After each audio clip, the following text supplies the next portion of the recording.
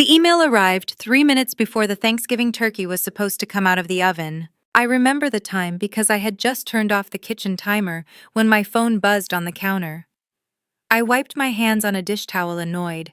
No one ever texted me during holidays unless something was wrong. The subject line made my stomach drop. Regarding the transition. Transition of what exactly on Thanksgiving morning? I opened it, standing there barefoot on cold tile, the smell of sage and butter thick in the air. Effective immediately, the email began. Your role as Director of Client Operations has been eliminated as part of a strategic restructuring. Please do not report to the office. Your access has been disabled. Human Resources will contact you after the holiday. I read it twice, then a third time. Eliminated. Effective immediately. After 31 years at the same company, after I trained half the people who now outranked me, after I postponed vacations, missed school plays, and answered emails from hospital waiting rooms, my hands started shaking.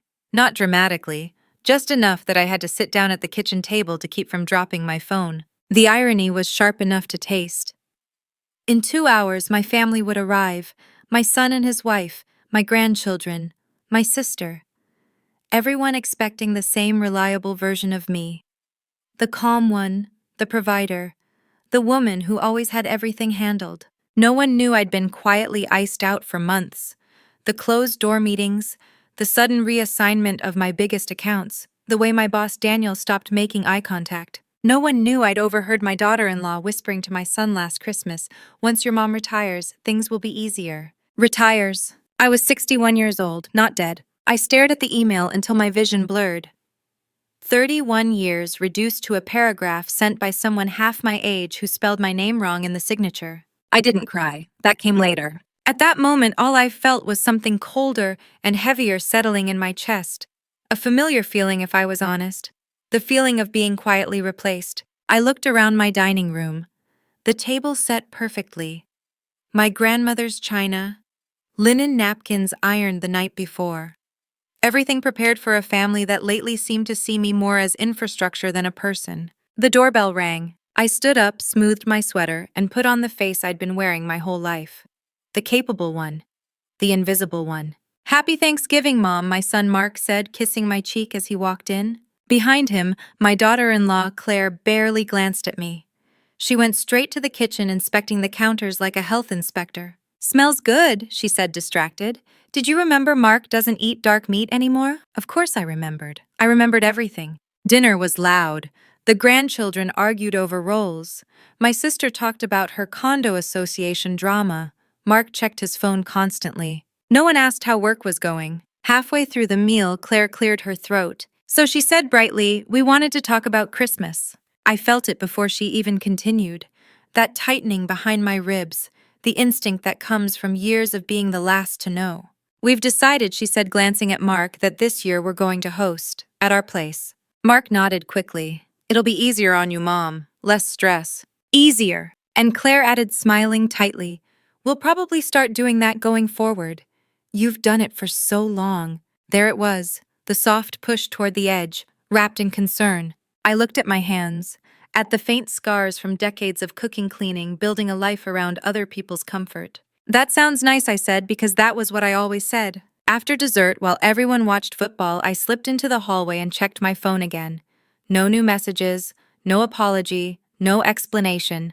Just the knowledge that my job, my role, my place had all been quietly reassigned. Later that night, after the house was empty and the dishes stacked, I sat alone at the table. I opened the email one more time. Then I did something I hadn't done in years. I forwarded it to my personal account. And I began to remember every small injustice I had swallowed, every meeting I'd been excluded from, every family decision made without me. I didn't know it yet, but that email wasn't the end. It was the opening move, and someone had gravely underestimated what happens when a woman my age stops trying to be agreeable.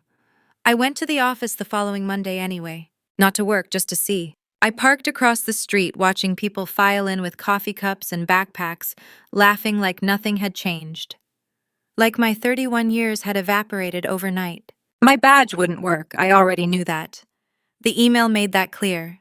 Still, I held it in my hand, thumb rubbing the worn edge where the plastic had cracked years ago. When I stepped inside, the security guard avoided my eyes. "Morning, Linda," I said. He swallowed. "Morning, ma'am." "Ma'am." I didn't try the badge.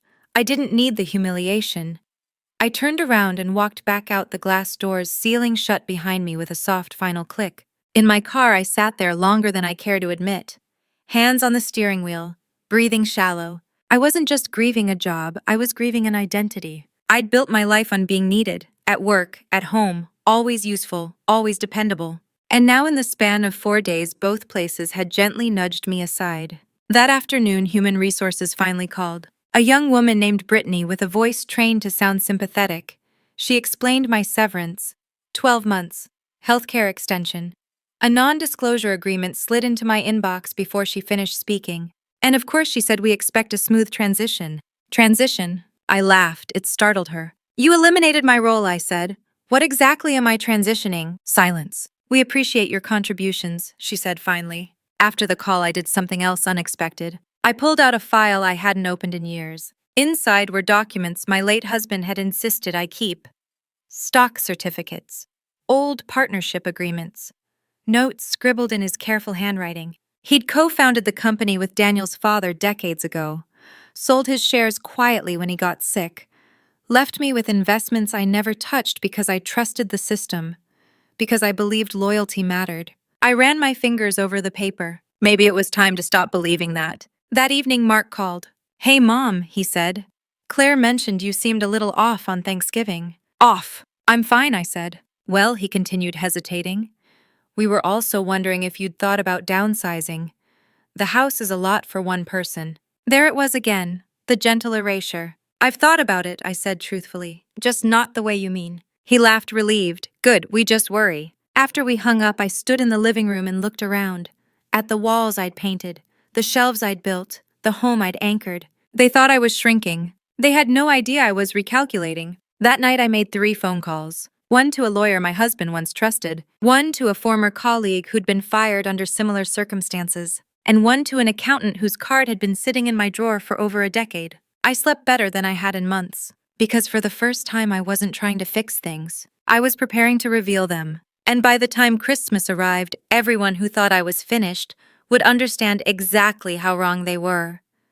By the time December arrived, I understood something I hadn't allowed myself to see before. My job hadn't been taken from me suddenly. It had been peeled away carefully, layer by layer, while I was busy being reasonable. I met with the lawyer on a gray Tuesday morning.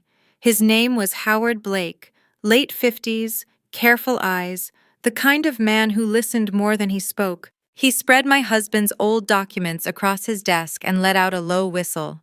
You know you still own a percentage of the company, correct? I knew I owned something, I said. I didn't know it still mattered. It matters, he replied, especially now. He explained slowly, deliberately. The shares my husband had sold were only part of his stake. The rest had been transferred to me through a trust that had never been dissolved. Quiet, legal, forgotten. Forgotten by them. Daniel, my boss, was the founder's son. He had inherited control, but not everything. And now, after decades of restructuring and acquisitions, that small, forgotten percentage gave me something invaluable. Visibility. They can't eliminate you without disclosure, Howard said. And they didn't. I felt a slow burn in my chest, not anger, recognition. At home, Christmas decorations appeared around me like props in a play I no longer wanted to perform. Claire sent group texts about gift budgets and arrival times. Mark asked if I could watch the kids during their holiday party. Still useful, just not included. Then came the invitation. An email from Daniel. Subject line, quick meeting before year-end. I stared at it for a long time. The meeting room was smaller than the ones I used to sit in. No windows, neutral art. Daniel didn't offer coffee. We wanted to ensure a smooth wrap-up, he said, not meeting my eyes. And to thank you for your years of service. Service, I repeated. He smiled thinly. You understand the industry is changing. I understand betrayal when I see it, I replied. That finally got his attention. Linda, he said carefully, this doesn't need to get unpleasant. I slid a folder across the table. Not everything, just enough. Actually, I said it already is. His face drained as he skimmed the documents. The forgotten trust. The percentages. The obligations. You should have disclosed this, he snapped. You should have remembered, I replied. The silence stretched. We'll have legal contact you, he said finally. Of course, I said, standing. Have them spell my name correctly. That night, Mark and Claire came over unannounced. Claire paced my living room like a prosecutor. Daniel called Mark. He said you're making things difficult. I crossed my arms. By existing? Mark sighed. Mom, you don't need to fight this. You're set. You have savings. Savings. The word landed like an insult. This isn't about money, I said. It's about being erased. Claire scoffed. Everyone retires eventually. I looked at her then. Really looked. At the entitlement. The assumption that my life had reached its expiration date. I wasn't retired, I said quietly. I was removed. Mark rubbed his face. Can't you just let it go? That was the moment something shifted. No, I said, I can't. They left angry, confused, slightly afraid, and for the first time I didn't chase after them to make things easier. Christmas came anyway. It always does. I spent the morning alone sipping coffee by the window while snow fell softly outside. No rush, no expectations, just quiet. At noon my phone rang. Daniel. Legal reviewed the situation, he said without preamble. We may have made an oversight. May have. They're willing to negotiate. I smiled to myself. I'm listening. The negotiation took place the following week. Lawyers on both sides, polite hostility, careful language. They offered more severance, extended benefits, a consulting role, a quiet exit. I declined all of it. I want transparency, I said, and acknowledgement. Daniel scoffed. For what? For 31 years of labor. For training your leadership team.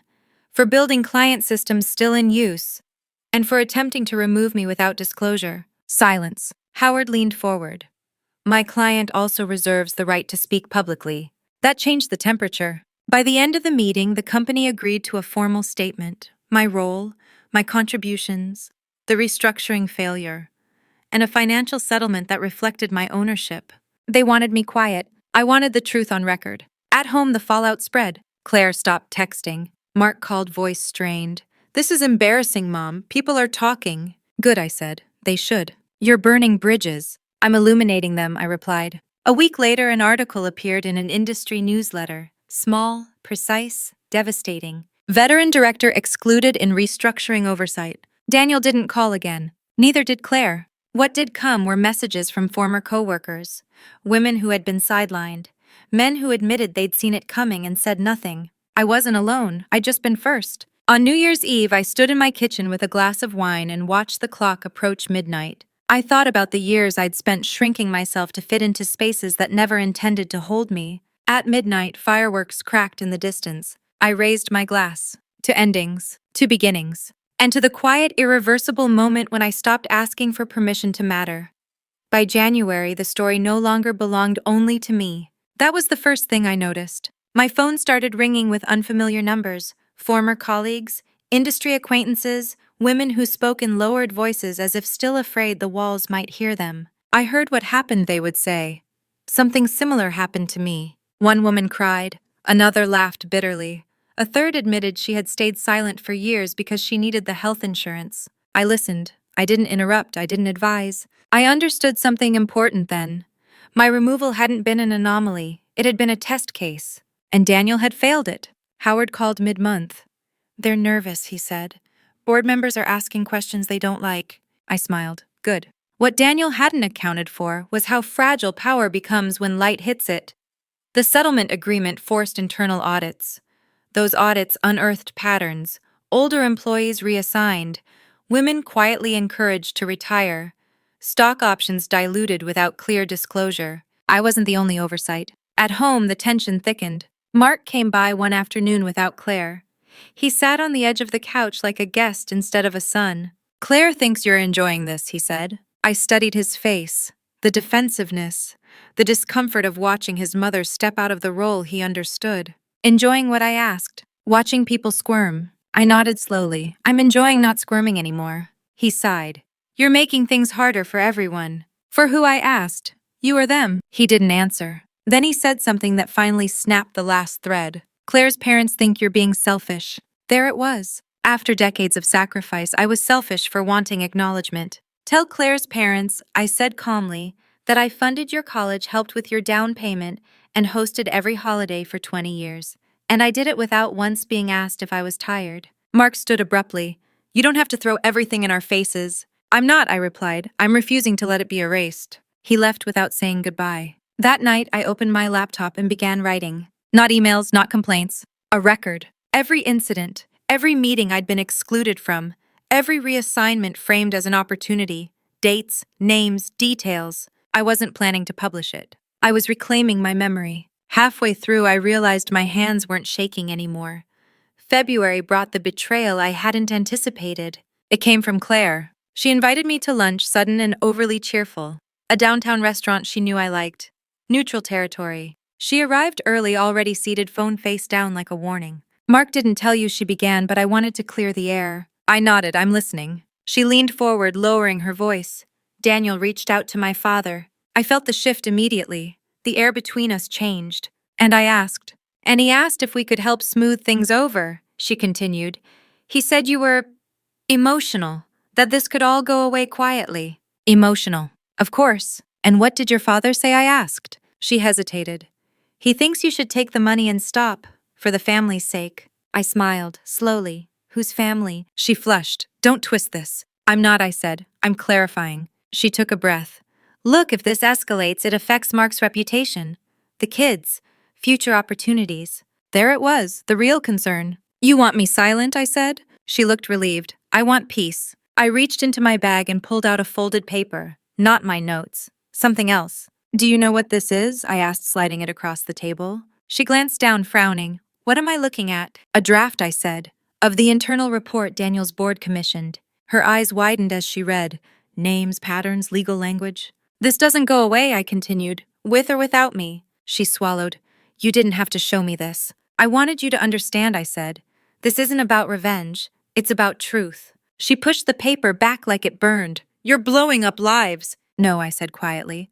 I'm revealing what was already broken. We ate in silence after that. She barely touched her food. Outside, as we stood awkwardly on the sidewalk, she said, I hope you know this changes how I see you. I met her gaze. It should. She walked away without hugging me. I stood there for a long moment, feeling the final illusion dissolve. Claire hadn't married into my family. She had inherited its entitlement. As I drove home, my phone buzzed. A message from Howard. They want to settle again, he wrote, bigger this time. I pulled into my driveway and shut off the engine. For the first time, I wasn't thinking about what they wanted. I was thinking about what came next. And I knew deep in my bones that I was no longer negotiating from fear. I was choosing my exit on my own terms. And they were finally starting to understand that meant they had already lost. March arrived with a different kind of cold. Not winter cold, but the sharp clarity that comes when denial finally burns off. Howard called early one morning. Daniel is stepping down temporarily, he said. The board voted last night. I closed my eyes, not in triumph, but in recognition. This was the escalation phase, the point where power starts pretending it's voluntary. Temporary, I repeated. For now, Howard said. They're calling it a leave of absence. Of course they were. Later that day, Mark showed up again.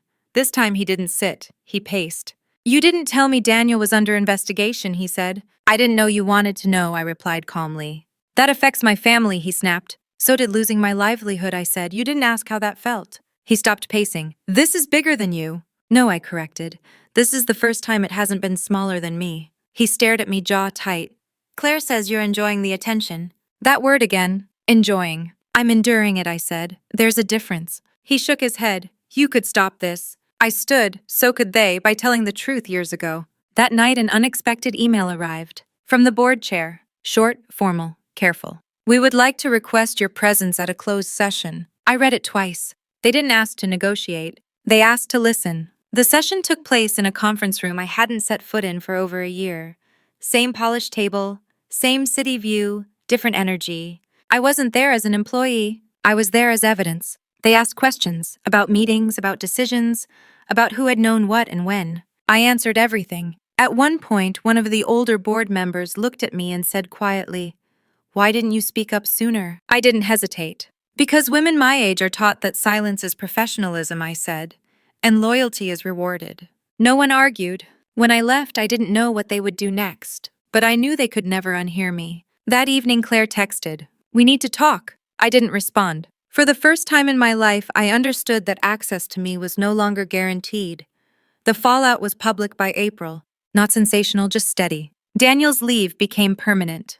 A restructuring committee formed, policies rewritten, statements issued. None of them mentioned my name. They didn't need to. People knew. Emails arrived from women still inside the company. Some thanked me. Others apologized for not standing beside me when it mattered. One wrote, "You showed us what was possible." That one made me cry. Claire showed up at my door on a rainy Thursday, mascara smudged, confidence stripped bare. I didn't think it would go this far, she said. I stepped aside and let her in. She stood in my living room like she didn't recognize the space, like she was finally seeing it as mine. My father says this could follow Mark, she continued. Reputationally. I folded my arms. Mark is an adult. She looked at me sharply. So are you. Yes, I agreed, that's the point. She took a breath.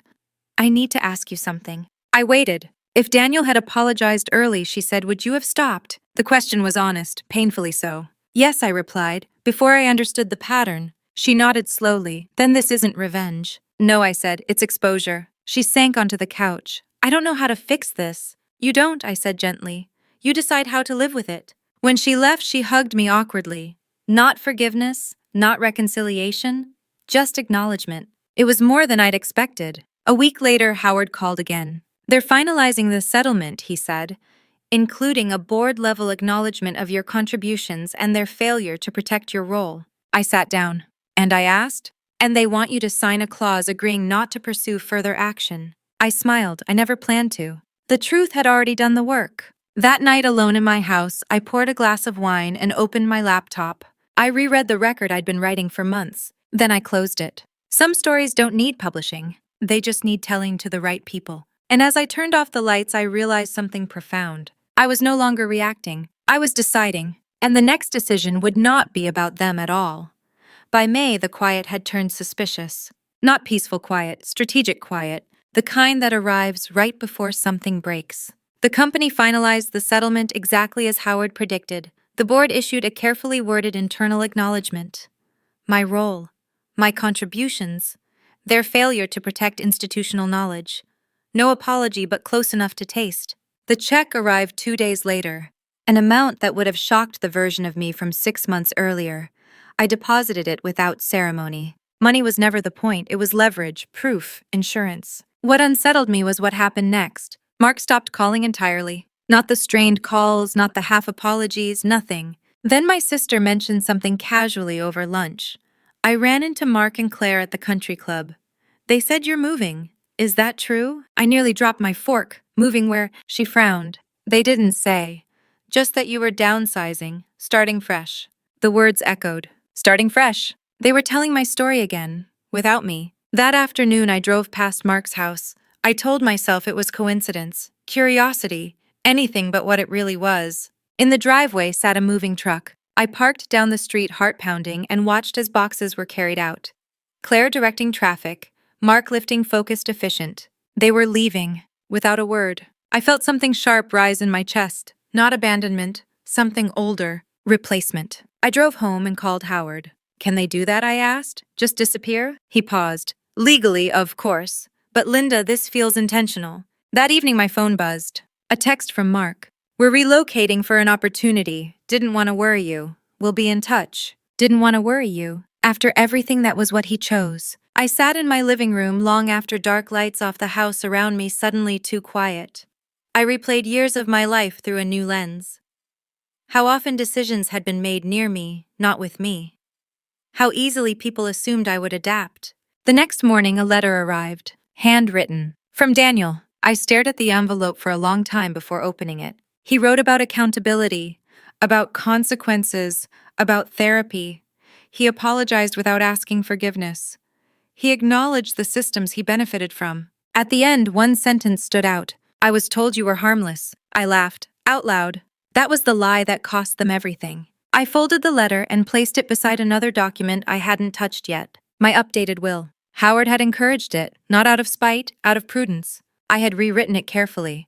Charitable trusts, protections, clear instructions, and one clause that ensured no one who erased me would benefit from my silence. That afternoon, Claire's mother called. I almost didn't answer. Linda, she said, voice tight, we need to discuss what you've done. I leaned back. What I've done? You've destabilized our family. No, I replied. I've removed myself from being exploited by it. She inhaled sharply. Mark and Claire are struggling. Then perhaps, I said calmly, they should stop running from conversations they helped create. She hung up.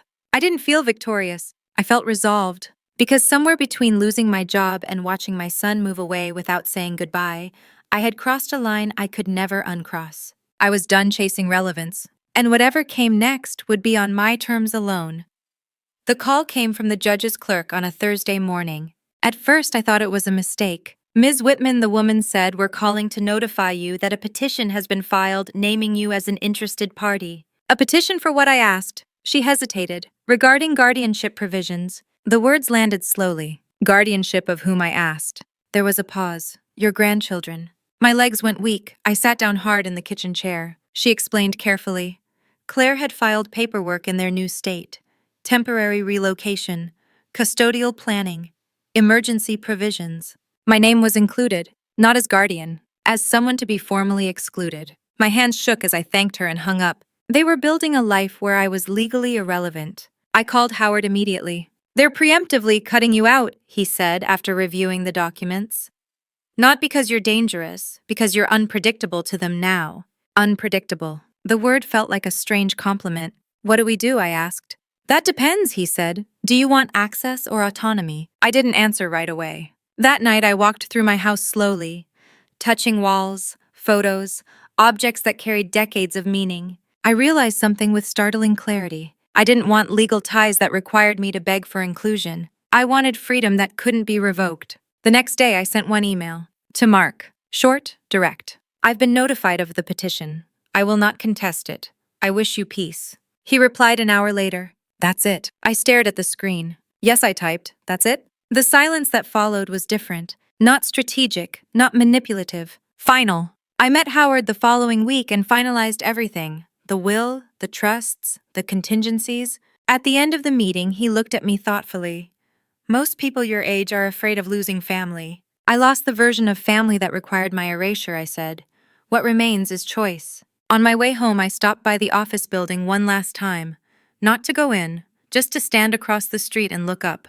31 years. I didn't feel bitterness. I felt something closer to pride. Because the woman who had walked out barefoot on Thanksgiving morning with an email in her hand would not recognize me now. She was afraid of being discarded. I was no longer available for that role. And as I turned away, I knew the final chapter of this story would not be written by loss. It would be written by what I chose to build next. The letter arrived in late June, thin and unremarkable, the kind of envelope most people throw away without opening. I almost did. It was addressed in careful handwriting, my name written fully, not shortened, not familiar. Formal. Intentional. Inside was a single page. From Mark. Not an email, not a text, a letter. I sat at the kitchen table and read it slowly once, then again. He wrote about the move, about how fast everything had happened, about pressure from Claire's parents, about money, about opportunity. He wrote about how he felt caught between loyalty and ambition, between the past and the future. Then came the line that finally told the truth. I didn't know how to look you in the eye once you stopped needing us. I closed my eyes. There it was. Not that I had been too strong, or too loud, or too difficult. I had become unnecessary. And that frightened him more than any confrontation ever could. He wrote about the petition, claimed it was Claire's idea, claimed it was for stability, for the kids. He did not apologize. He asked instead if I understood. I folded the letter carefully and placed it back in the envelope. Understanding is not forgiveness. That afternoon, I drove to the cemetery where my husband was buried. I hadn't been in years. I stood there reading his name, feeling the weight of all the choices we'd made together and all the ones he never had to see. I kept the peace, I said out loud, and it cost me everything that mattered. The wind moved through the trees, no answers came, just clarity. On the drive home, my phone rang. Claire. I let it ring. Then she left a voicemail, her voice controlled, almost professional. We received your email. We didn't expect you to accept it so easily. Mark is upset. I smiled sadly. Of course he was. When people expect resistance and receive boundaries, instead they feel abandoned. That night I slept deeply for the first time since Thanksgiving. Not because things were resolved, because they were finished. I turned 62 in August. No party, no candles, just a quiet morning coffee on the porch, sunlight warming the floorboards. I realized something as I watched the day unfold. No one had asked me what I wanted in years, so I asked myself, and then I answered. I sold the house in early fall. Not because anyone pushed me out, but because I was done living in a space built around obligation. I bought a smaller place near the coast where mornings smelled like salt and afternoons belonged to no one but me. I took a consulting role with a nonprofit that supported older women navigating workplace displacement. Not for the money, for the purpose. Sometimes they asked me how I survived losing everything. I told them the truth. I didn't lose everything, I said. I lost access to people who only valued me when I was useful. Mark sent one more message in December. Do you want to see the kids for Christmas? I stared at it for a long time. Then I replied, not this year. I didn't explain. I didn't soften it. I chose myself. On Christmas morning, I walked the beach alone, cold sand under my feet, waves steady and indifferent. I felt no bitterness, no regret, just space. Later that evening, as the sun set, I thought about the woman I had been at 55, at 60, at 61. How afraid she was of being alone. How hard she worked to stay included. She had confused proximity with love. I hadn't sought revenge in the way people imagine it. I didn't scream. I didn't destroy lives. I withdrew my labor, my silence, my compliance, and that it turned out was devastating enough. If you're listening to this and something in your chest feels tight, let me say this. Being excluded does not mean you are unworthy. It often means you are inconvenient to someone's comfort. You are not required to shrink so others feel secure. You are allowed to leave tables where your name is spoken only when something is needed. If this story resonated with you, if you've lived through something similar, leave a comment and share your experience. And if you want more stories about women reclaiming their power later in life like this video, subscribe to the channel and stay with us. Some endings are quiet, but choosing yourself is the loudest truth you will ever tell.